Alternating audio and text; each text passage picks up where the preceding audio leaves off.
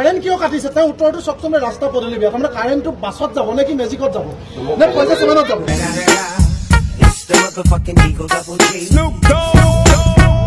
কি কথা আপুনি কৈছে আপুনি কথা শুনা উত্তৰ নে প্ৰত্যেকটো প্ৰশ্ন আমি ৰাইজক ক'বলৈ দিয়ে নে কিয় জানে বিশৃংখল সৃষ্টি হ'ব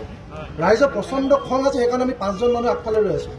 লুকলুঙা কৰি ভেঙুচালি কৰি কথা নক'ব ৰাইজক যদি ক'বলৈ দিওঁ একটা প্ৰশ্ন উত্তৰ আপুনি দিব নোৱাৰে হয় নে নহয়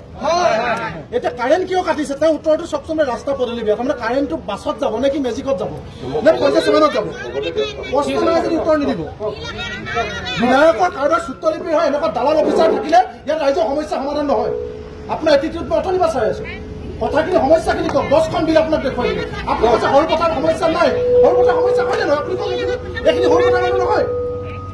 আপোনালোকক কোনোবাই ফোন কৰি কৈছে তাত কোনোবা লিডাৰ আহিব সৰু পথাৰ বাহিৰত তেওঁলোকক এইখিনি কথা ক'ব সৰু পথাৰৰ মানুহৰ বিল সৰু পথাৰৰ মানুহৰ কথা ক'বলৈ দিয়া নাই বিশৃংখল হ'বৰ কাৰণে সমস্যা সমাধান লাগে দাদা মই অসমীয়া মানুহ এজন আপোনাক দাদা হিচাপে কৈছো সমস্যা সমাধান লাগে ৰেডিমেড প্ৰশ্ন উত্তৰ নিদিব এইখিনি প্ৰশ্ন উত্তৰ দিব